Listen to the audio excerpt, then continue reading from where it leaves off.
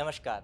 અત્યારે આપણે પસાર થઈ રહ્યા છીએ લોકસભા ચૂંટણીથી અને એ દરમિયાન કોંગ્રેસના એવા નેતાની સાથે વાત કરવી છે જે ધારાસભ્ય રહી ચૂક્યા છે, સાંસદ રહી ચૂક્યા છે, કેન્દ્રીય મંત્રી પણ રહી ચૂક્યા છે અને 2017માં એમણે સરકાર બનાવવાની નજીક પણ રહી ચૂક્યા છે. એવા ભરતસિંહ સોલંકી સર સાથે વાત કરવી છે. સ્વાગત છે આપનું વાઇબ્સ ઓફ ઇન્ડિયામાં. શરૂઆતથી વાત કરવી છે કારણ કે આપ જમ્મુ કાશ્મીરમાં પ્રભારી છો, તો જમ્મુ કાશ્મીરમાં લોકસભાની અત્યારે પરિસ્થિતિ શું છે થોડું જણાવશો? જમ્મુ કાશ્મીર અને લદ્દાખ થઈને 6 બેઠકો છે. આ 2 બેઠકો જમ્મુની એની ચૂંટણી પતી ગઈ છે. અમારા સદનસીબે પ્રજાના આશીર્વાદથી 10 વર્ષ ભારતીય જનતા પાર્ટીના સંસદ સભ્યો રહ્યા, મિનિસ્ટર રહ્યા. પણ આ વખતે બંને બેઠકો કોંગ્રેસને આશીર્વાદ મળશે અને જીતશે. અને બાકીની જે 3 બેઠકો છે કાશ્મીર વેલીની, એ નેશનલ કોન્ફરન્સ જે અમારું એલાયન્સ છે, ઇન્ડિયા એલાયન્સ, એ લડી રહ્યું છે અને એ પણ 3 બેઠક જીતશે.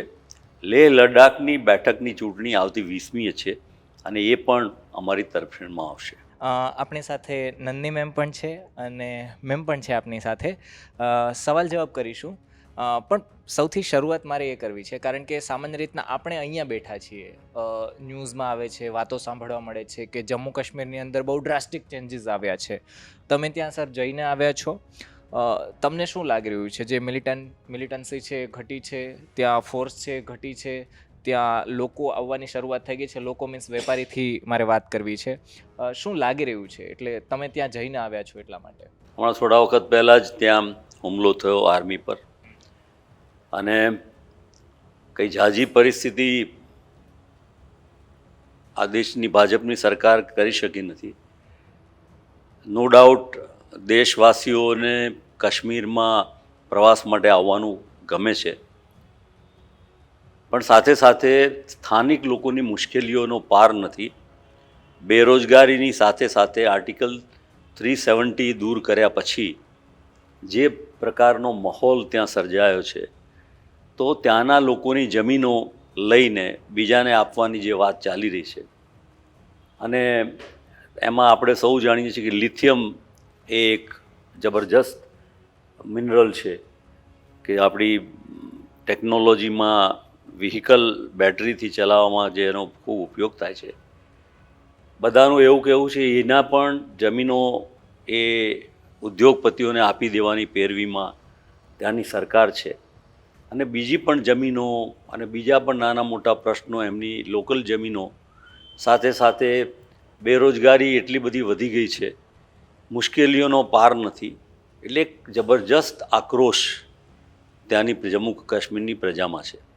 નો ડાઉટ શ્રીનગર એટલે કે વેલીની ચૂંટણીઓ હજુ હવે થવાની છે, પણ ત્યાં પણ ભારતીય જનતા પાર્ટી તો ઉમેદવાર જ ઊભા રાખી શકી નથી. દે ડોન્ટ હેવ એની કેન્ડિડેટ. અને ગુલામ નબી આઝાદ સાથે હોબનોબિંગ, આમ તેમ મૂળભૂત તો કોંગ્રેસને કેમ હરાવવી એ આશયથી કામ કરી રહ્યા છે. પણ ગુલામ નબી સાહેબ પણ ઠંડા પડી ગયા છે ત્યાં જે ચૂંટણીઓ થઈ ઉધમપુરની અને જમ્મુની.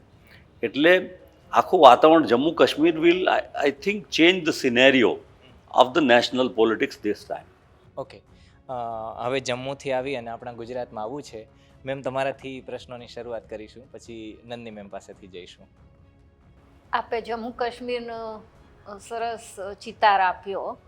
ગુજરાતમાં શું લાગે છે? ચૂંટણીઓ હમણાં પૂરી થઈ, કારણ કે 2017માં under your leadership you gave a very tough fight, અને આ વખતની ચૂંટણીઓમાં માહોલ શું રહ્યો?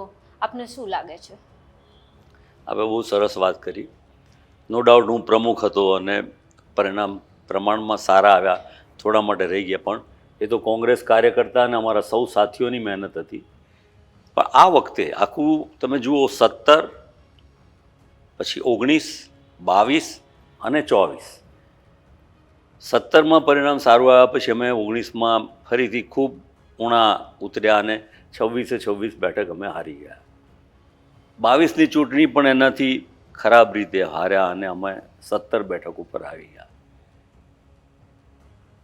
2-2.5 મહિના પહેલાંની પરિસ્થિતિને આપણે જો મૂલ્યાંકન કરીએ તો એવું લાગતું કે ભારતીય જનતા પાર્ટીનો જે કોન્ફિડન્સ હતો કે 26 બેઠકો જીતી જઈશું ને 5 લાખ વોટે જીતી જઈશું. પણ ધીમે ધીમે કરતાં ગુજરાત અને સમગ્ર દેશની પરિસ્થિતિ એવી બદલાઈ કે હું પોલિટિક્સને ત્રિસ્તરીય જોઉં છું, એના વોટિંગ પેટર્ન અને એના રિઝલ્ટને. સૌથી પહેલું લીડરશિપ, કે કોંગ્રેસના લીડર તો રાહુલ ગાંધી છે, ભારતીય જનતા પાર્ટીના લીડર નરેન્દ્ર મોદી છે, શરદ પવાર માનો કે એનસીપીમાંથી છે, મમતા બેનર્જી વેસ્ટ બેંગાલમાંથી, એવા જુદા જુદા લીડરો. એ એક ફેક્ટર ભજવે કે એની લીડરશિપમાં લોકો કોને કેવી રીતે મત આપે, નંબર 1. નંબર 2, હું પક્ષોને ગણું કે કોંગ્રેસ પાર્ટી છે તો લોકો કોંગ્રેસ પાર્ટીને કેવી રીતે મત આપે છે અને બીજેપીને કેવી રીતે મત આપે છે, અથવા પછી રિજનલ પાર્ટીઝને કેવી રીતે મત આપે છે, એ બીજું. અને એના કરતાં ત્રીજું હું સૌથી મહત્ત્વનું ફેક્ટર ગણું છું એ નીચેનું સોશિયલ એન્જિનિયરિંગ. જે મતદારો, આખા દેશમાં વિભિન્નતા છે, પણ તેમ છતાં ક્રિટિકલ ટાઈમમાં જે આ વખતે થઈ રહ્યું છે કે દેશના તમામ મતદારો એ પોતાનો રૂખ બદલ્યો છે. પીપલ આર ફોર ચેન્જ, એ બદલાશે અને એની અસર પણ ગુજરાતમાં બહુ જ મોટી છે. હવે એના ફેક્ટર અહીંયા પાછા ઘણા છે, દરેક સ્ટેટમાં જુદા જુદા. રાજસ્થાનમાં જુદો હોય, યુપીમાં જુદો હોય, જમ્મુ કાશ્મીરમાં જુદો હોય ને બીજે જુદો હોય. એટલે તમે વચ્ચે પૂછી શકો તો પછી હું આગળ કહું, એટલે બોલ ન કરો. આપે સોશિયલ એન્જિનિયરિંગની વાત કરી. આપના જ પરિવારમાંથી સોશિયલ એન્જિનિયરિંગની શરૂઆત થઈ એમ કહી શકાય કે માધવસિંહ સોલંકીજીએ જે ખામ થિયરી કન્સીવ કરી હતી અને એનું જે ઇમ્પ્લિમેન્ટેશન થયું હતું, જે પછી રાષ્ટ્રીય સ્તરે પણ તેનું ઇમ્પ્લિમેન્ટેશન થયું. આ વખતે એવું લાગે છે કે ફરીથી ખામ થિયરી આમ ગુજરાતમાં પૂરજોશમાં બધા લેવલે દેખાતી હતી. થોડોક ફરક છે એમાં, એંગ્યુલર જોઈએ તો માર્જિનલ. એ વખતે સોશિયલ એન્જિનિયરિંગના ફેક્ટરને લઈ અને પોલિટિકિંગ થયેલું. આ વખતે પ્રોસેસ આખી રિવર્સ જુદી રીતે છે કે સમાજ સામે આવી ગયા, સર, એન્ટી ગવર્મેન્ટ. દાખલા તરીકે ક્ષત્રિય, રાજપૂત, ઠાકોર સમાજ, દલિત સમાજ, અને એની સાથે માઇનોરિટી તો સ્વાભાવિક બીજેપીની સામે છે જ અને હતી, માનો કે. પણ આ જે સમાજોની સાથે સંકળાયેલા સમાજ કે જેણે ભૂતકાળની 19ની ચૂંટણી, 22ની ચૂંટણીમાં પણ ભારતીય જનતા પાર્ટીને મત આપ્યા હતા, એ પણ આ વખતે શિફ્ટ થઈ અને ભાજપનું એક બ્લોકમાં ખૂણામાં રહી ગયા હોય એવી પરિસ્થિતિમાં ભારતીય જનતા પાર્ટી આવી ગઈ. આજે પણ એમનો દાવો તો છે જ કે અમે 26 જીતીએ છીએ ને આમ જીતીએ છીએ ને તેમ જીતીએ છીએ. પણ મેં આ 6ઠ્ઠી ચેનલમાં કહું છું કે ગુજરાતમાં 16 બેઠકો કોંગ્રેસ પાર્ટી જીતવાની છે. કોઈને અજુગતું લાગશે, મોટું લાગશે, એવું લાગશે, અને એનું મારું કારણ એ નીચેનું જે લેવલ છે એમાં તમે આખું ગુજરાત જોઈ લો તો ગુજરાતમાં સામાન્ય ક્ષત્રિયને પણ જઈને બીજું કંઈ પૂછવાનું નહીં, એટલે ભાજપને મત નહીં, એટલું એનો સ્ટ્રોંગ નિર્ણય એણે લઈ લીધો છે. એટલે ક્ષત્રિયની જોડે પાછા બીજા સમાજ જે જોડાયેલા છે, એમ કરતાં કરતાં ધીમે ધીમે કહેવાય ને ટીપે ટીપે સરોવર ભરાય, એમ કરતાં કરતાં એક મોટો ચંક વ્યક્તિગત ધોરણે XYZ નેતાઓ ચોક્કસ જીતી જશે. અર્બન બેઠકો છે, માનો કે એ બેઠકોમાં ભારતીય જનતા પાર્ટી સારો દેખાવ કરી શકશે, એમાં કોઈ ના નથી. પણ જે રૂરલ બેઠકો છે, કચ્છ જેવી બેઠક, એમાં પણ તમે આ વખતે બહુ ડ્રાસ્ટિક ચેન્જીસ જોશો અને પરિણામો જોશો. પણ ક્ષત્રિયોની પોપ્યુલેશન ગુજરાતમાં આપણે જો પાટીદારો સાથે કમ્પેર કરીએ તો ખૂબ જ ઓછી છે. પાટીદારોએ પણ આટલું મોટું આંદોલન કરેલું. ચલો, કોંગ્રેસે બહુ ક્લોઝ ફાઇટ આપી, પણ ફાઇટ એ ફાઇટ છે અને ultimately what matters is victory. તો એવું જ રિપીટ ના થાય એની ગેરંટી શું? આપે બહુ સરસ વાત કરી. ભારતીય જનતા પાર્ટીએ પાટીદાર આંદોલન વખતે 99 બેઠક સુધી પહોંચ્યા, એ એમના મગજમાં ઘર કરી ગઈ, અભિમાન કરી ગઈ, અને એના પછીના ટાઈમમાં 19માં એમને 26 બેઠકો મળી. એટલે એમને એમ લાગ્યું કે એમનો રસ્તો જે સાચો છે કે સમાજની ગણના અવગણના જે કરવું હોય એ કરો, આપણે તો જીતવાના ને જીતવાના છીએ. એ વાતના કારણે જ આ વખતે એમણે, બાકી સીટો બદલવાની હતી તો એમણે બરોડા પણ બદલી, એમણે સાબરકાંઠા પણ બદલી, એમણે સમાજને મહત્ત્વ આપ્યું હોત વ્યક્તિ કરતાં તો કદાચ બચાવ થઈ શક્યો હોત. પણ આ વખતે ક્ષત્રિય સમાજના મત, તો આપે કીધું એમ, ઓછા નથી. ક્ષત્રિય 3 પ્રકારમાં, રાજપૂત, ક્ષત્રિય અને ઠાકોર, આ 3 માનો કે સમાજ આવે. એનો સરવાળો કરો તો એ સ્વાભાવિક રીતે પાટીદાર સમાજ કરતાં વિશેષ છે. અને એની સાથે રહેનારા જીવનારા લોકો સોશિયલી એ ગામડાઓમાં એ વર્ગ બહુ મોટો છે. અને એ બધાનું કોમ્બિનેશન, અને પ્રશ્નો તો છે જ, મોંઘવારી, બેરોજગારી, અનેક પ્રશ્નો, પ્રજા નહોતી જાણતી. ઇલેક્ટ્રોનિક બોન્ડની લોકોને ખબર નથી કે શું વાત છે શું નહીં, કે માનો કે મુંદ્રામાં લાખો કરોડો રૂપિયાનું ડ્રગ પકડાયું. એટલે ટીપે કરતાં એટલા બધા ઇસ્યુઓ થઈ ગયા કે આજે આપે મને કહ્યું એમ કે લેપટોપ લઈને નીકળેલા આપણા દેશના વડાપ્રધાન, એમના ચહેરા પરનું સ્મિત એ કેટલું આર્ટિફિશિયલ છે એ આવનારા સમયની પ્રતીતિ બતાવે છે. આપે વાત કરી કે 16 બેઠક છે કોંગ્રેસ જીતે છે. રાજકીય વિશ્લેષકો જ્યારે ચર્ચા કરતા હોય છે ત્યારે બેઠક વાઇઝ આપણે જો વાત કરીએ, બનાસકાંઠા, વલસાડ, આણંદ, અમરેલી અને સિવાયની પણ ઘણી બધી બેઠકો એવી છે કે જેમાં ભારતીય જનતા પાર્ટી કરતાં કોંગ્રેસના કેન્ડિડેટ છે સ્ટ્રોંગ નજર આવી રહ્યા છે. અને અમુક લોકોનું તો ત્યાં સુધી કહેવું છે, પત્રકારોનું, કે આ જે લોકો છે એ ત્યાં ઉપર સારા લાગે, નહીં કે ભારતીય જનતા પાર્ટીએ જે કેન્ડિડેટ આપ્યા છે એ મુજબના. આપે 16 બેઠકની વાત કરી, વિસ્તારથી જણાવો કે 16 બેઠક કઈ કઈ અને કઈ રીતના, એની પાછળના ફેક્ટર શું છે? મેં પહેલાં જ આગળ જે વાત કરી, ડેફિનેટલી ઉમેદવારની વાત કરી. ઉમેદવારના લોકસભાની ચૂંટણીમાં પર્સન્ટેજ ઓફ વોટ ગણો તો લિમિટેડ હોય. પાર્ટીના મત વધારે મળે અને સોશિયલ એન્જિનિયરિંગના મત વધારે મળે. આ વખતે મારું જે કહેવું છે, મારો આધાર છે, મારા સ્ટેટમેન્ટનો આધાર છે, એ નીચેના વોટરના સોશિયલ એન્જિનિયરિંગનો છે. ક્ષત્રિય સમાજ ભાગ્યે 1% જેટલા વોટ બીજેપીને આપે. આ કેવી વાત કરું છું, 50-70 વર્ષના ઇતિહાસમાં ક્ષત્રિય સમાજનું સંગઠન જેટલું ના થયું હોય એના કરતાં વિશેષ સંગઠન, સામાજિક સંગઠન આ વખતે થઈ ગયું છે. અને એમાં એ પક્ષ, દેવુસિંહ પણ ભારતીય જનતા પાર્ટીના છે, એક ક્ષત્રિય છે પણ એને જાકારો આપે છે, અને કાળુસિંહ કોંગ્રેસના છે, એને મત આપે છે. એટલે કે ક્ષત્રિય ભારતીય જનતા પાર્ટીને મત આપતા નથી.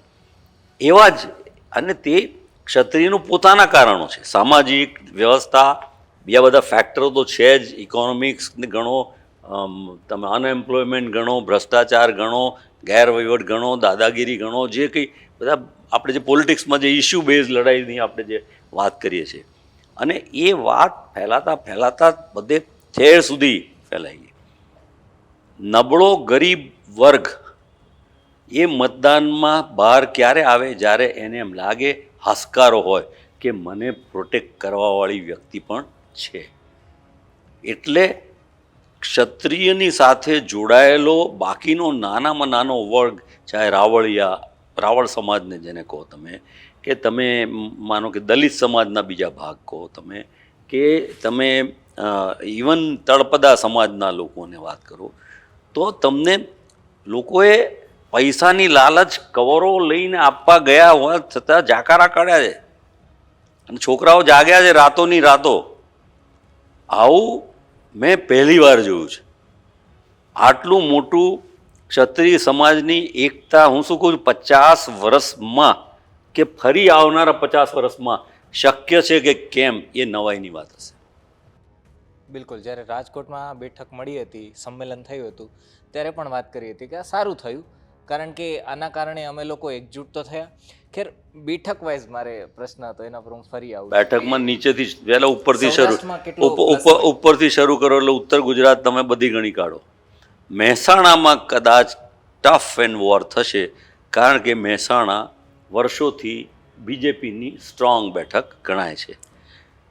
ત્યાંનો ઉમેદવારે પેલું એ કર્યું કે મને ફંડ આપો ચૂંટણી લડવા કોંગ્રેસના, છતાં લોકોએ એની પાસે કોઈ પૈસા પણ ન લીધા, કશાના ના લીધા, અને એને માટે બધા જ નીકળી પડ્યા. પરિણામ હું ચોક્કસપણે કહી શકતો નથી. બાકીનું ઉત્તર ગુજરાત તમે આખરથી ગણતા, સુરેન્દ્રનગર, બાકીનું જે સોશિયલ એન્જિનિયરિંગ છે, તળપદા સમાજ, માનો કે બાકીનો જે ચુંવાડિયા સમાજ છે એનો ઉમેદવાર સામે છે, એ લડી રહ્યો છે, એના માટે લોકોને એની લાગણી હોઈ શકે. પણ બાકીના દલિત, રાજપૂત, મુસ્લિમ અને ઇતર, એટલે એક મોટો ચંક જે સમાજનો છે, તમે મતદારોને ગણો. આખી ચૂંટણીમાં ભાજપ કોંગ્રેસને બહુ ગણવાને, એન્ટી બીજેપી વોટિંગ વધારે થશે, અને એના કારણે તમે સુરેન્દ્રનગર લઈ શકો. જેમ જામનગરની વાત કરવામાં આવી, ટચ એન્ડ ગોની વાત કરવામાં આવી, જીતની જે રીતે દ્વારકાને લીધે કે બીજા કારણે, એ પણ આજે જે જુવાળ છે એ જુવાળ જબરજસ્ત છે, એને લીધે એ પરિણામ નક્કી થઈ.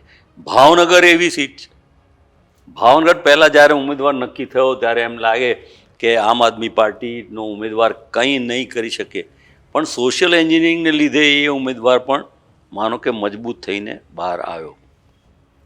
તમે દાહોદને તમે ગણો તો દાહોદની એકાદ સીટને બાદ કરતાં, દેવગઢ બારિયાને બાદ કરતાં, બાકીની બધી એસેમ્બલી સેગમેન્ટ્સમાં કોંગ્રેસ અપ રહેવાની છે. કોંગ્રેસના ઉમેદવારો પાસે પૈસા બહુ જ ઓછા છે, રિસોર્સ બહુ ઓછા છે. તમને એમ લાગે કે કાર્યકરોની, પણ જેટલા કાર્યકરો આ વખતે કોંગ્રેસમાં હતા એ તમામ કોંગ્રેસના કામ માટે બહાર નીકળી પડ્યા છે. આ ફર્સ્ટ ઇન્સિડન્સમાં આટલી બધી એકતા કોંગ્રેસના કાર્યકર્તાઓમાં તમને જોવા મળી છે. એટલે દાહોદ લઈ લો તમે, ગોધરા મુશ્કેલમાં અને હરીફાઈમાં માનો કે ગણી શકો, ભરૂચ કોંગ્રેસ જીતી જવાની, એટલે મીન્સ આમ આદમી પાર્ટી જીતી જવાનું માનો કે રીતે, વલસાડની પણ એ જ પરિસ્થિતિ, નવસારી અમે માનો કે ન જીતી, સ્વાભાવિક છે, જે કંઈ એના ગણિત છે એ ગણીને, એટલે એને ગણતા તમે ટોટલ સરવાળો કરશો તો એ સરવાળામાં 16 તો થઈ જ જશે. એટલે આપણે બે બેઠકની વાત કરી, એક ભાવનગરની વાત કરી અને ભરૂચની વાત કરી. આ બંને બેઠક ઉપર આમ આદમી પાર્ટી સાથે ઇન્ડિયા ગઠબંધન હેઠળ જે થયું એ મુજબ બંને પક્ષને કેટલો ફાયદો થયો? હાલમાં પક્ષનો ફાયદો તો આવનારી ભવિષ્ય નક્કી કરશે. કાશ્મીરમાં અમારું નેશનલ કોન્ફરન્સ જોડે એલાયન્સ છે, કેટલી વાર જોડે લડ્યા છે ને કેટલી વાર સામે લડ્યા છે. આવતીકાલનું ચોક્કસપણે ભવિષ્ય કહી શકાય નહીં. આમ આદમી પાર્ટીનું આજે guarantee, I am not an authority to say કે અમે કાલે દિલ્હી કોર્પોરેશન કે દિલ્હી એસેમ્બલી સાથે જ લડવાના છીએ કે કેમ, એ સંજોગો જુદા હોઈ શકે. પણ આજે બધાનું લક્ષ્ય એક છે, સંવિધાન બચાવો, લોકશાહી બચાવો, એક થાવ અને કોઈ પણ સંજોગોમાં આ ભાજપની સરકારને કાઢો. This is the target. Madhavsinh સોલંકીજીના સન છો આપ. આજની જનરેશન માટે તમારા મુખે સાંભળવું છે કે ખામ થિયરી શું હતી અને એને લાવવાની કેમ જરૂર પડી હતી? સૌથી પહેલાં તો ખામ શબ્દનો પ્રયોગ થયો, ક્ષત્રિય, હરિજન, આદિવાસી, મુસ્લિમ. 99.99% લોકોને ખબર જ નથી કે આ ખામ થિયરી તરીકે આ આવ્યું હતું. પણ ઇન્દિરાજીએ, મારા પિતા અને બાકીના બધા આગેવાનો, ઝીણાભાઈ દરજી, સનતભાઈ મહેતા અને આ બધા સાથે વિચાર કર્યો કે આપણે ગરીબ લોકોનું કામ કરવું હોય, સેવા કરવી હોય અથવા કંઈ પણ કરવું હોય અને ચૂંટણી પણ જીતી હોય, નેચરલી સેવા ક્યારે થાય? સત્તા પર આવીએ તો, પોલિટિક્સમાં. તો આ જે નબળા સમાજ છે એ બધાને એકત્રિત આપણે કરીએ તો ઓટોમેટિક મેજોરિટી થાય.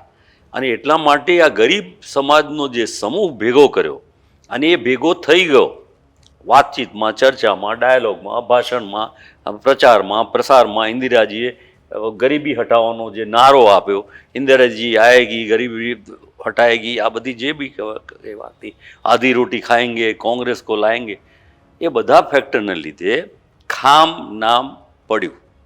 It was poor combination. Basic વાત એ હતી. આજના સંદર્ભમાં આ ખામ તરીકે નથી આવ્યું, આજના સંદર્ભમાં સામાજિક એકતા તરીકે આવ્યું.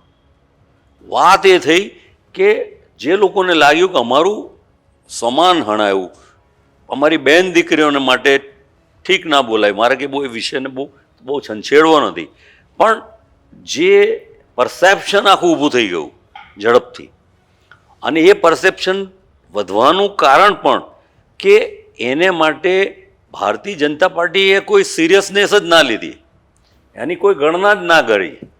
એમ માનીને ચાલે કે આ બધાને તો સમજાવી લઈશું, પટાઈ લઈશું, આમ લઈશું. આપની દ્રષ્ટિએ વાય ડુ યુ થિંક કે બીજેપી આ વસ્તુ સિરિયસલી ના લીધી અને પરસોત્તમ રૂપાલાને વિડ્રો ના કર્યા રાજકોટ સીટ પરથી? આ વિષય તો બહુ અઘરો છે, એટલા માટે કે તમે, હું કે આ 4 જણા, અને એમને છોડીને બી ભારતીય જનતા પાર્ટીના નાનામાં નાના 5 કાર્યકરને પૂછો સરપંચ કક્ષાના કે ભાઈ તમે હો તો શું કરો, તો એનો જવાબ એમની પાસે હો. એ એમ કહી દે કે એમને બદલી કાઢો, એમને રાજ્યસભા મોકલો, ગવર્નર બનાવો, કંઈ બી કરો, એવો જવાબ એમણે આપ્યો હોત. પણ જ્યારે હવે ભારતીય જનતા પાર્ટીનો નિર્ણય છે, એમણે માનો કે એમનો નિર્ણય લીધો, માનો કે એમણે સાબરકાંઠામાં બેઠક બદલવી હતી તો બદલીને કોને આપીને ઉમેદવાર કોણ કેવો, આપણે કોઈ એના વિશ્લેષણમાં પડતા શિક્ષણ, આવડત, સમજ, પોલિટિકલ એક્ટિવિટી કે આ તે. આ વખતે મને એમ લાગે છે કે ભારતીય જનતા પાર્ટી 400 પાર મગજમાં જે આવી ગયું, અને અભિમાન એટલું ઊંચું થઈ ગયું કે જેણે સોશિયલ એન્જિનિયરિંગ પણ ના જોઈ. નહીં તો નાનામાં નાની બાબત કે મામલતદાર કચેરીમાં કોંગ્રેસના કયા આગેવાનનું કામ કયા ક્લાર્કે કર્યું હોય એ શોધી કાઢીને બી એ ક્લાર્કને બદલી કાઢવાનું કામ ભારતીય જનતા પાર્ટીની સરકાર કરતી. એને બદલે જ્યારે નીચે તળિયામાંથી વોટ બેંક ખલાશે, અને શું એમણે વાંચ્યા નથી કે ભાજપનો પ્રવેશ બંધ, આ થયું, ચવાણા ફેંકી દીધા, ફલાણું કર્યું, અને કેટલો બધો સમય મળ્યો. હવે એમનો નિર્ણય છે. પણ આના કારણે કદાચ પાટીદાર વોટ કન્સોલિડેટ થાય ભાજપની ફેવરમાં. આપની વાત સાચી કે પાટીદાર વોટ કન્સોલિડેટ થઈ શકે એવી એમની જે ધારણા, મને લાગે એ ધારણા પણ ખોટી નીવડી. કેમ? પાટીદાર સમાજ એવો છે કે જેણે પાટીદાર આંદોલનમાં પોતાના 14 દીકરાઓની શહાદત વહોરી, એટલે બુદ્ધિશાળી છે, મહેનતુ છે, સાહસિક છે અને લડાયક છે. તો એ જો એટલો લડાયક હોત તો આ ચૂંટણીમાં એટલો લડાયક થઈને બહાર આવ્યો હોત. પ્રચારમાં, પ્રસારમાં, ચૂંટણી ટાણે, બૂથો પર ટોળા જે મેં જોયા છે આજ દિન સુધીની ચૂંટણીઓમાં, આ વખતે ક્યાંય પાટીદાર સમાજ ભારતીય જનતા પાર્ટીની તરફેણમાં એવો ખુલ્લેઆમ કચાઈને બહાર આવ્યો એવો મેં જોયો નથી. એનું કારણ એ કે ભારતીય જનતા પાર્ટીથી આ પાટીદાર સમાજ પણ ત્રસ્ત થયો, અને એમાં અનેક યુવાનોએ વાત કરી પાટીદાર આંદોલનની કે અમારા દીકરાઓ મરી ગયા અને છતાંય તમે પોલીસ કે કોઈની સામે કોઈ જાતના પગલાં પણ ના લીધા, તમે નિષ્ઠુર રીતે રહ્યા, અને આજે તમે અમારા મતની માગણી કરો છો એ કેટલી વ્યાજબી છે એ પણ એક પાર્ટ ડેફિનેટલી પાટીદાર સમાજ માટે રહ્યો હશે. પણ એ તો 2022માં પણ આ જ સ્થિતિ હતી, છતાં પણ પાટીદારોએ ભાજપને જ મત આપ્યા અને ભાજપ આટલા રેકોર્ડ નંબર ઓફ સીટ્સથી વિધાનસભાની ચૂંટણીઓ જીતી. આપની વાત બિલકુલ સાચી છે, સમજદારીપૂર્વકની છે કે 2022ની ચૂંટણીમાં majority of the people, including Patidar, including Rajput ક્ષત્રિય, આ જે સમાજ, અને રાજપૂત ક્ષત્રિય સમાજ એ જ કહ્યું કે અમે જ તમને વોટ આપતા હતા, અને છતાં તમે અમારી વાત નથી સાંભળતા. વાત એ જ છે કે નિર્ણય કરવાનો હતો કે સમાજ સાથે રહેવું છે કે વ્યક્તિ સાથે કે પક્ષ સાથે.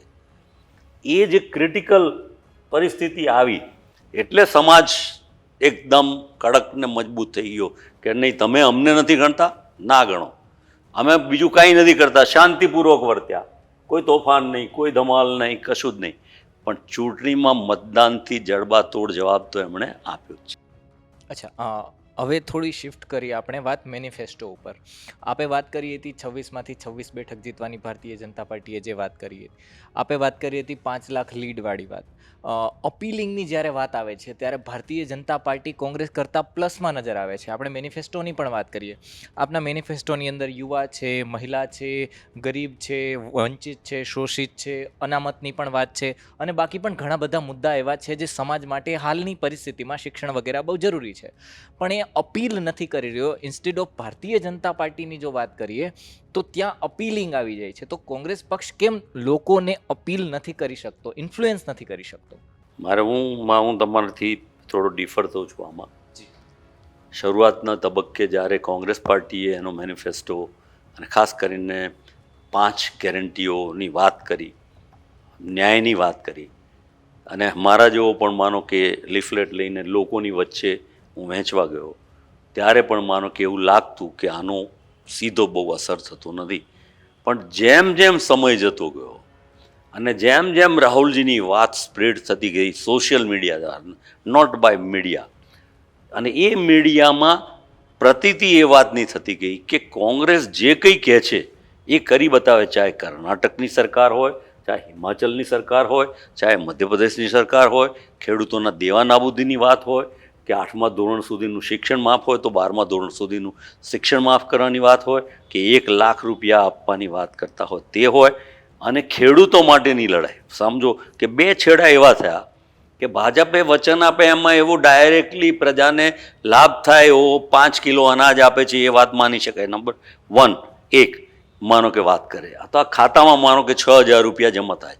એ સિવાય ડાયરેક્ટ મતદારને કોઈ મોટા બેનિફિટની વાત થયા વગર કોંગ્રેસે જે મુદ્દાઓ આપ્યા એ મુદ્દાઓ દ્વારા નાનામાં નાના માણસને એ સીધી મદદની વાત એ કરી શક્યા, અને જેનાથી લોકો કન્વિન્સ થયા. લોકો માને છે કે આ કોંગ્રેસ જે કહે છે એ આપવાની વાત.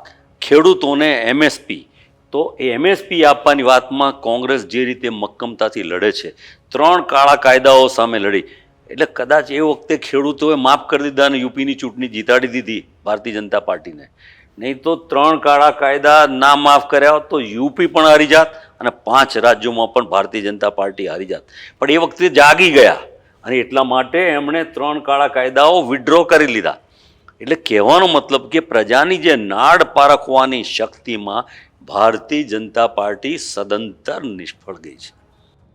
એવા કયા પરિબળો છે જેને કારણે કોંગ્રેસ ગુજરાતમાં સત્તામાં લગભગ 3 દાયકાથી નથી ને એના માટે કેમ કશું કરી શકી નથી? આ તમારી વાત બહુ જ ઇમ્પોર્ટન્ટ અને મનોવૈજ્ઞાનિક છે. Gujarat is a laboratory four BJP. Pakistan border છે. આતંકવાદથી શરૂ કરીને લતીફ અથવા તો અહીંયા જે ક્રિમિનલ એક્ટિવિટી હતી અને એનું જે બ્રાન્ડિંગ કોંગ્રેસ પર થવા માંડ્યું, અને કોંગ્રેસ પોતાની સાચી હકીકતો રજૂ કરી શકી નહીં.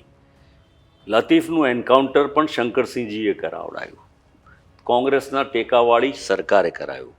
પણ આ વાત પ્રજા માનો કે તૈયાર નહીં. તો એવું માને કે લતીફ કોંગ્રેસના શાસનમાં મજબૂત થયો અને તાકાતવાળો થયો. એટલે ગુજરાતની શાંત જે પ્રજા, શાણી પ્રજા, એના મનમાં એમ થયું કે આપણે આ બધા ટેન્શન બદલે આ શાંતિથી જીવીએ, થોડો ટેક્સ વધારે જીએસટી આપવાનો હશે તો આપણે આપી દઈશું, એ આપણે માટે મહત્ત્વની વાત નથી. અને જે પ્રચાર જે પ્રકારનું કર્યું, અને વિશ્વની બીજી જે આવી પાર્ટીઓ છે, જે બીજેપી છે એવી, તમે નાઝી પાર્ટી લઈ લો કે પુતિનની પાર્ટી લઈ લો કે બીજી પાર્ટીઓ કે જે પ્રકારના પ્રચાર કરે છે, એવા પ્રચાર પ્રસાર એ કરવામાં એ સફળ થયા. અને કોંગ્રેસ પોતાની રચનાત્મક વાત નીચે સુધી પરકોલેટ લઈ દાખલા દલીલ સાથે, પુરાવા સાથે રજૂ કરવામાં, કન્વિન્સ કરવામાં ઊણી ઉતરી. એ કેમ ઊણું ઉતરતા હોઈએ છે? કદાચ અમારા જેવા હું મારો કોંગ્રેસમાં 30 વર્ષ કામ કર્યું, કદાચ હું ઊણું ઉતરીશ એટલા માટે બી માનો કે નહીં થઈ શક્યું હોય. I could have done also this, માનો કે દાખલા તરીકે. પણ હંમેશા એ વાત યાદ રાખો કે અફવા અને જુઠ્ઠાણું ઝડપથી ફેલાય છે, સત્યને બહાર લાવતા વાર લાગે છે. 3 દાયકા નહીં, બીજે તો ઘણા બધા સમય પસાર થયો છે ડિક્ટેટોરિયલ ગવર્મેન્ટોમાં. Coming to Jammu and Kashmir, is the valley ready for assembly elections? Well, it is the direction of the supreme court કે સપ્ટેમ્બર પહેલાં ચૂંટણીઓ ત્યાં કરી નાખવાની છે. એટલે મને એવું લાગે છે કે ચોક્કસપણે ચૂંટણીઓ સપ્ટેમ્બર પહેલાં થઈ જશે, નંબર 1. નંબર 2 એ વાત છે કે બીજેપી એવી અપેક્ષા રાખી રહી છે, અથવા તો જે રૂમર, સાચી ખોટી વાત તો એ ચાલે, કે જો બીજેપી, જો કહું છું, શક્યતા છે જ નહીં, સરકાર બદલાવવાની જ છે, બધા એલાયન્સો કરી રહે, પટનાયક સાથે કે જગન સાથે કરે કે બીજા સાથે કરે કે જેટલાની જોડે 180થી ઉપર જઈને અમને આંકડો વટાવવા માટે વાર લાગે, તો એ જમ્મુ અને કાશ્મીરને છૂટા પાડી દેશે, કાશ્મીરને સેન્ટ્રલ ટેરિટોરી રાખશે અને જમ્મુમાં ઇલેક્શન કરશે. આવી પણ એક જોરદાર વાત ત્યાં ચાલે છે. પરંતુ જો ચૂંટણીઓ જમ્મુ કાશ્મીરની બંનેની બધા ઈચ્છે છે એમ ભેગી થાય તો બીજેપીના સુપડા સાફ થઈ જશે. આર્ટિકલ 370 નીકળી ગયો અને બીજેપીને અપેક્ષા હતી કે ત્યાં GNKની બહારના લોકો જઈને પ્રોપર્ટી ખરીદી શકશે, બિઝનેસ સેટઅપ કરી શકશે. એ હજુ સુધી કેમ શક્ય બન્યું નથી? આટલા ઓલમોસ્ટ 5 years થવા આવ્યા. એણે શરૂ કરી દીધું છે એ પ્રોસેસને. ઓલરેડી દેટ પ્રોસેસ એ ત્યાંની ગવર્મેન્ટમાં ચાલી જ રહી છે.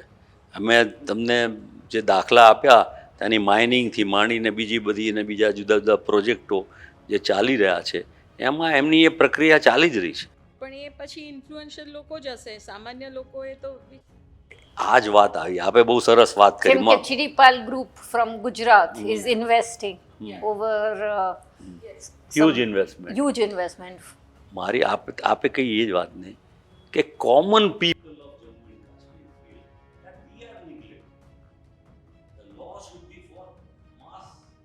ફોર ધ પીપલ, એને તો લાભ મળતો નથી, એને એમ્પ્લોયમેન્ટ મળતું નથી. માનો કે કાશ્મીર વેલીમાં ઘણા બધા પાવર પ્રોજેક્ટો આવ્યા, એના સિવાયના પણ બીજા માનો કે હાઈવે, બ્રિજીસ, રેલવે બની, આ બન્યા, એમાં કામ કરનાર બધા નોન જમ્મુ કાશ્મીરના લોકો હતા. એટલે દે ફીલ કે અમારી તો કોઈ વેલ્યુ જ નથી, અમને તો કંઈ ગણતા જ નથી. એક જમાના જેમ અશોકભાઈ ભટ્ટ કહેતા હતા ગુજરાતીઓને ગુજરાતમાં નોકરી જ નથી મળતી, ગુજરાતમાં મળવી જોઈએ, એવો કાયદો થવો જોઈએ. એના કરતાં ખરાબ પરિસ્થિતિ અત્યારે જમ્મુ કાશ્મીરમાં છે.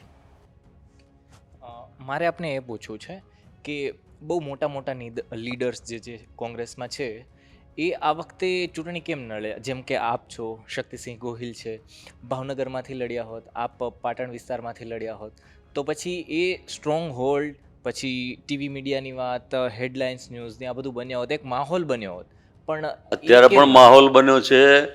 મારી જગ્યાએ અમિતભાઈ ચાવડા લડ્યા, મારો કઝિન પણ છે, પ્રદેશ કોંગ્રેસના પ્રમુખ રહી ચૂક્યા છે, વિપક્ષના નેતા રહી ચૂક્યા છે, 5 વાર ધારાસભ્ય રહી ચૂક્યા છે અને ગુજરાતમાં સૌથી વધારે મતથી જીતવાના એ નક્કી છે. આનાથી વધારે તમે કોને મોટા નેતા કહેશો? પણ તોય C all of you are big names, બરાબર, કે ભરૂચ છે અહેમદ પટેલનું, શક્તિસિંહ છે કોંગ્રેસના પ્રમુખ ભાવનગરના, you have been one of the tallest leaders Congress પાર્ટીના. એટલે આ જે બધા મોટા મોટા માથાઓ ચૂંટણી ના લડ્યા એના કારણે જે કોંગ્રેસના વર્કર્સ હોય એનો થોડોક તો મોરાલ ઉપર અસર થાય ને, કે એ લોકોને એમ લાગે કે શું આ લોકોને જ હારવાની બીક છે. શરૂઆતના તબક્કે આપે જે વાત કરી એ સ્વાભાવિક લાગતી.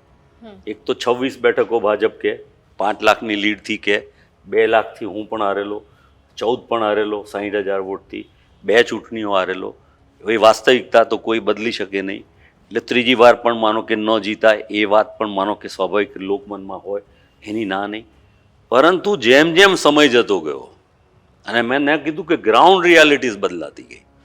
તે વખતે માનો કે નક્કી કરી નાખું છું કે આ જગ્યાએ આ લડે, આ જગ્યાએ આ લડે, શક્તિભાઈ લડે માનો કે ભાવનગરથી, કે પણ હું લડ્યો કે અમિતભાઈ લડ્યા, ઇટ ઇઝ વેરી સિમિલર. કે માનો કે સેમ માનો કે પ્રદેશ પ્રમુખ રહી ચૂકેલી વ્યક્તિ લડી, કે તુષારભાઈ ચૌધરી પણ માનો કે ચૂંટણી લડ્યા માનો કે સાબરકાંઠાથી. તો જે કંઈ અવેલેબલ લોટ હતો, એક સિદ્ધાર્થભાઈ માનો કે ચૂંટણી ન લડ્યા અને એમની પહેલેથી લડવાની ઈચ્છા નહોતી. મેં 2004માં પણ સિદ્ધાર્થભાઈને કહ્યું હતું કે મહેસાણાથી તમે લડો, MP થઈ જશો.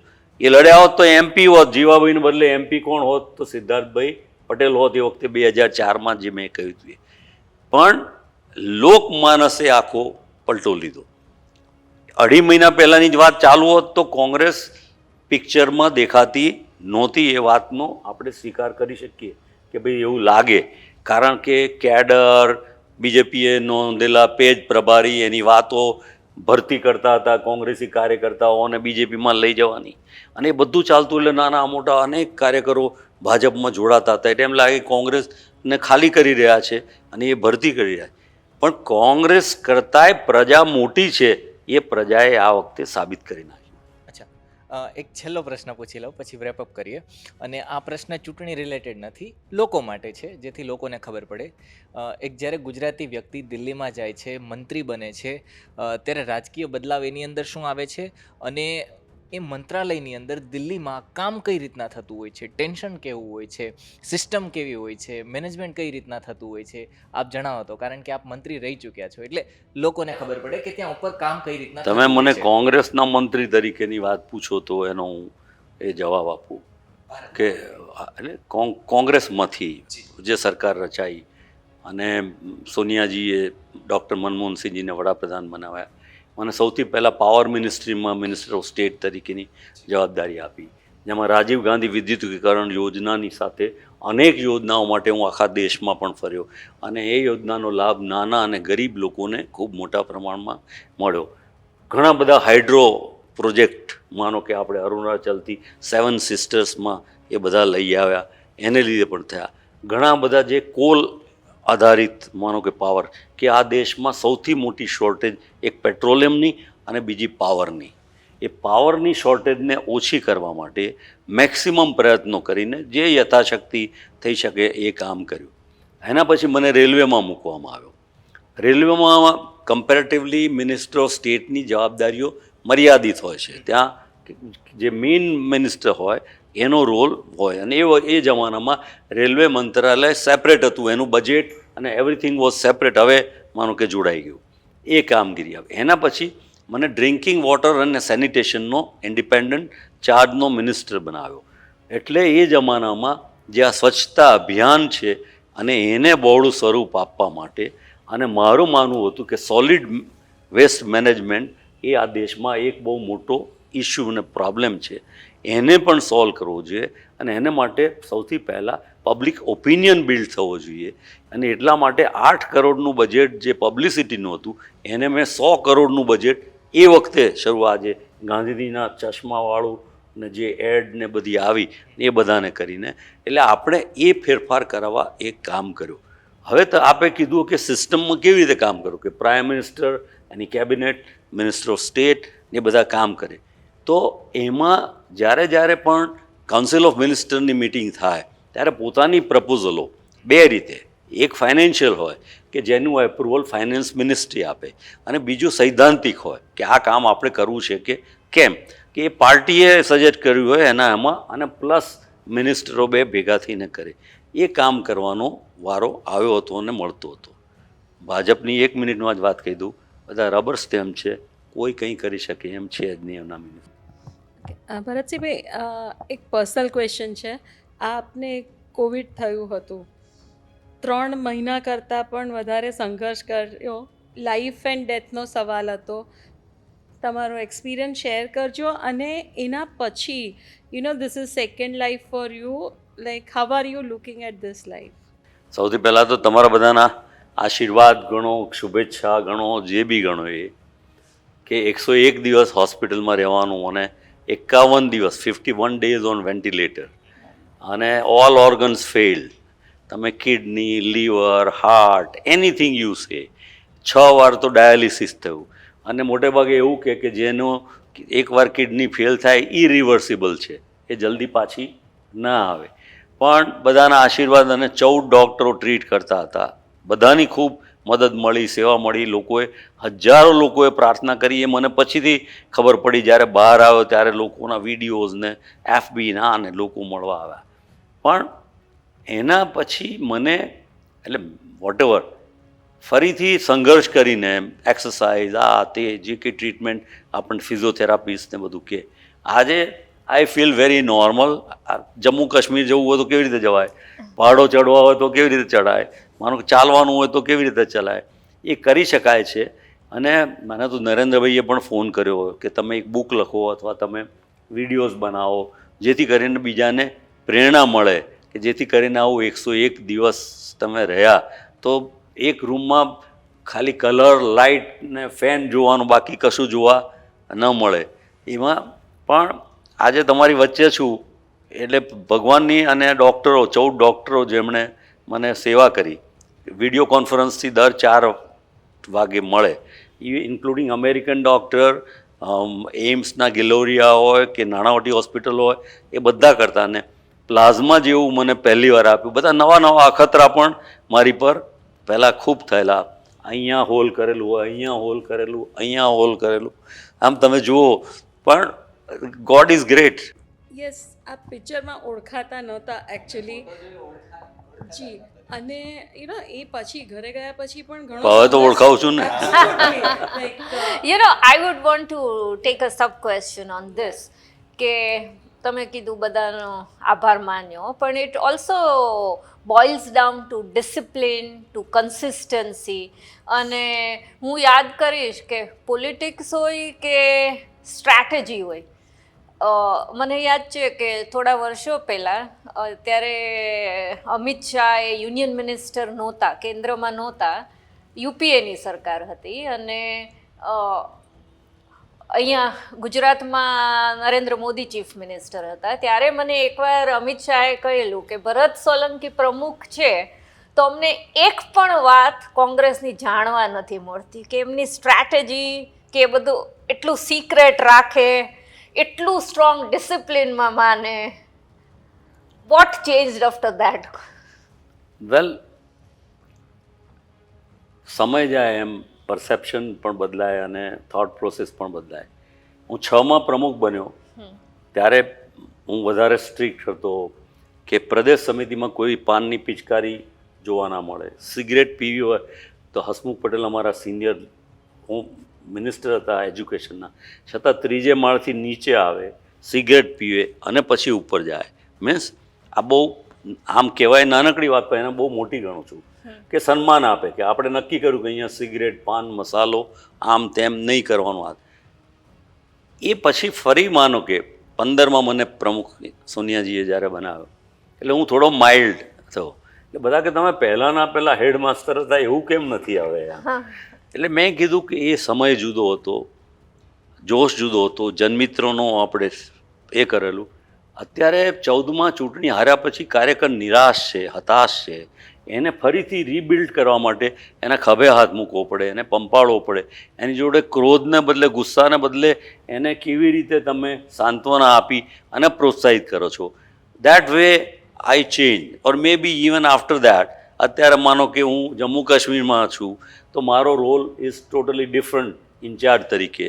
ત્યાંના લોકો, ભાતીગળ, સંસ્કૃતિ, વાતચીત, વિચાર જુદા છે. તો I have to behave with them in a different way. Ultimately તમે હ્યુમન સાથે ડીલ કરો છો. ટાટા, બિરલા, અદાણી, અંબાણી મટીરિયલ મેનેજરો છે અને અમે હ્યુમન મેનેજરો છીએ. એટલે એમાં અમારી વૃત્તિ નેચરલી ચેન્જવાળી હોય છે. અને હેલ્થ ગ્રાઉન્ડ્સ પર આજની સ્થિતિમાં આવવા માટે કેટલી મહેનત રહી, if you can share, because આજકાલ you are seeing young people dying of heart attack, getting brain strokes, અને એવું કે એકવાર કોવિડ થયું તો કોઈના કોઈ અંગને, એસ્પેશિયલી લંગ્સને તો અફેક્ટ કરી જ જાય છે. Forget the vaccine part, but at least the Covid. આપણે બહુ સાચી વાત કરી. આમ જોવા જઈએ તો ફિઝિયોથેરાપી એટલે વોક અને પ્રાણાયામ, યોગા, એટલે આઈ રેગ્યુલરલી ડૂ પ્રાણાયામ અને યોગા. એ મને મારા લંગ્સને, પહેલાં તો હું આઈ યુઝ ટુ સ્મોક અ લોટ, પહેલાં જ્યારે યંગ કોલેજ ને એમાં હતો, એટલે એનાથી ડેમેજ પણ ઘણું થયેલું. પણ પછી મેં જ્યારે 97માં છોડી દીધું, એના કારણે, યોગાને કારણે મારા લંગ્સ થોડા સારા રહ્યા, જેથી હું કોવિડમાં બચી શક્યો. નહીં તો કદાચ એ વખતે પણ મને બહુ ડેમેજ થઈ ગયું હોત. એટલે કહેવાનો મતલબ કે તમે તમારી બોડી છે એ પોતે જ એને તમે ચેન્જ કરી શકો. ડૉક્ટરની મેડિકેશન્સને આ ને તે ને, એકવાર મને સામાન્ય કંઈક કફ ને એવું બધું થયું. ડૉક્ટર મારો જે મને ટ્રીટ કરતો હતો કોરોનામાં એને મળાવ્યો. મને કે તમે 6 મહિનામાં એટલી બધી ડ્રગ્સ લીધેલી છે, એન્ટીબાયોટિક અને સ્ટીરોઇડ, તમને બીજી કોઈ ગોળી લેવાની અત્યારે જરૂર જ નથી એમ. That is the time. એવું થઈ શકે. થેન્ક યુ સો મચ કે આપ you. જોડાયા અને તમામ વાતચીત કરીએ બદલ ખૂબ ખૂબ આભાર.